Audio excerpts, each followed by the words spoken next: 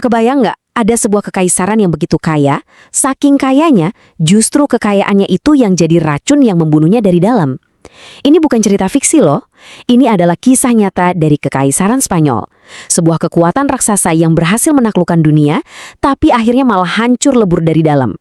Yuk kita bedah bareng-bareng soal kutukan emas ini. Nah, kalimat ini intinya, merangkum semua tragedi mereka. Gimana bisa coba? Kekayaan yang harusnya jadi berkah malah berbalik jadi kutukan. Ini adalah teka-teki yang bakal kita pecahin sama-sama. Oke, semuanya itu dimulai dari sebuah mimpi yang kelihatannya mustahil. Spanyol, yang tadinya cuma semenanjung kecil, tiba-tiba bangkit jadi kekuatan global pertama di dunia. Mereka berhasil membangun sebuah kekaisaran yang saking luasnya, sampai-sampai ada julukan Kekaisaran Tempat Matahari Tak Pernah Terbenam. Kelihatannya ini era keemasan mereka. Tapi, apa benar begitu? Dan coba dilihat, seberapa cepat semua ini terjadi. Cuma dalam hitungan puluhan tahun loh. Dari cuma penyatuan dua kerajaan kecil, Spanyol langsung lompat jadi penguasa dunia. Tahun 1492 itu seakan-akan membuka gerbang surga. Sekaligus neraka. Penaklukan Aztec dan Inca itu bukan cuma kemenangan perang biasa, tapi jadi bukti dominasi total mereka. Skalanya benar-benar di luar nalar. Tapi, di balik setiap kilauan koin emas yang mereka bawa pulang itu, ternyata tersembunyi benih-benih kehancuran. Harta karun yang mereka gali itu ternyata bukan berkah, itu adalah racun yang manis. Dan dari sinilah awal dari akhir cerita mereka dimulai. Coba deh bayangin suasananya. Kapal-kapal super besar datang ke pelabuhan, deknya itu hampir tenggelam, saking penuhnya sama emas dan perak dari dunia yang baru aja mereka jajah. Ini adalah aliran kekayaan yang belum pernah ada sebelumnya dalam sejarah manusia. Spanyol saat itu kelihatan ya abadi dan gak mungkin terkalahkan. Nah, disinilah letak kesalahan paling fatal mereka. Di satu sisi ya, kekayaan instan dari tanah jajahan itu mengalir deras banget. Tapi di sisi lain, di negara mereka sendiri, para petani, para pengrajin, para pedagang itu semua diabaikan total. Mereka jadi lupa gimana caranya menciptakan sesuatu yang bernilai, karena udah terlalu mabuk mengambil nilai dari orang lain. Ketergantungan sama uang gampang ini ternyata menciptakan semacam kanker di dalam sistem mereka. Fondasi kekaisaran mereka, yang dari luar kelihatan berkilauan banget, ternyata keropos, dibangun di atas pasir. Dan keretakannya mulai kelihatan jelas banget. Jadi karena emas dan perak masuk begitu banyak, terjadilah bencana ekonomi yang namanya revolusi harga. Gampangnya gini deh, tiba-tiba uang yang dipegang sama rakyat biasa itu nilainya anjlok, jadi kayak sampah. Harga semua barang meroket gila-gilaan. Dan buat mereka yang hidupnya aja udah susah, ini adalah awal dari penderitaan yang luar biasa.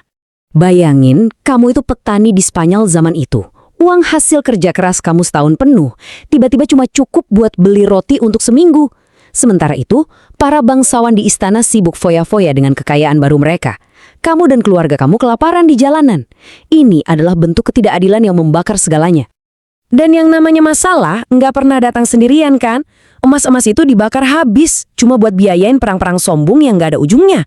Sementara itu, jalanan dan jembatan di dalam negeri dibiarin hancur. Orang-orang paling pintar, pedagang, ilmuwan, malah diusir cuma karena keyakinan mereka beda. Dan para pemimpinnya? Buta. Terlalu sibuk ngitungin koin emas sampai nggak lihat kalau negaranya diambang kehancuran. Ini bukan lagi krisis, ini lingkaran setan. Coba lihat angka ini. Ini bukan cuma statistik biasa. Ini bukti kegilaan mereka. 85% dari seluruh kekayaan negara dibuang untuk perang. Cuma 10% buat membangun bangsa mereka sendiri.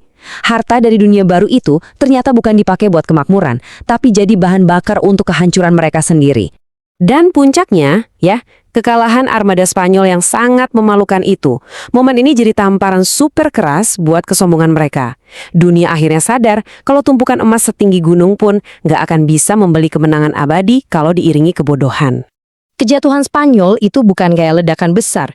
Justru ini jauh lebih menyakitkan. Sebuah proses pembusukan yang pelan-pelan terjadi dari dalam. Bayangin aja istana emas yang megah, tapi pilar-pilarnya ternyata digerogoti sama rayap keserakahan, sampai akhirnya runtuh dengan sendirinya. Prosesnya itu jelas banget dan menyakitkan. Pertama, koloni-koloni yang udah mereka peras sampai kering, akhirnya ya memberontak. Tentu saja mereka berontak. Siapa yang tahan? Lalu, keran emas dan perak itu pelan-pelan mulai kering. Dan akhirnya, kekaisaran raksasa itu pecah berkeping-keping, memudar dari panggung dunia, dan jadi pelajaran pahit untuk sejarah. Jadi, apa sebetulnya pelajaran yang bisa kita petik dari semua ini? Kisah Kekaisaran Spanyol ini adalah sebuah studi kasus yang sempurna banget soal paradoks kekayaan.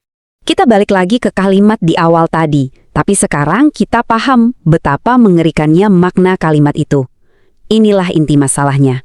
Mereka itu nggak dihancurkan oleh musuh dari luar, sama sekali bukan. Mereka menghancurkan diri mereka sendiri dari dalam. Mereka kaya dari hasil merampas, bukan dari hasil menciptakan. Dan ini pertanyaan yang harusnya terus menghantui kita, bahkan sampai hari ini.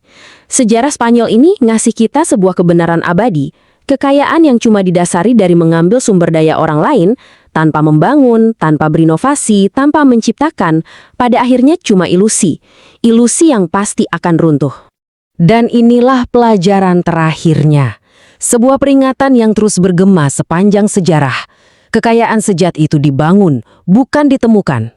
Dan ketika sebuah bangsa melupakan kebenaran sederhana itu, kehancuran bukanlah sebuah kemungkinan lagi, melainkan sebuah kepastian. Sampai sini sudah paham? Jadi kalau teman-teman ada yang mau ditanyakan, silahkan komen dan bantu channel ini menjadi lebih besar dan maju.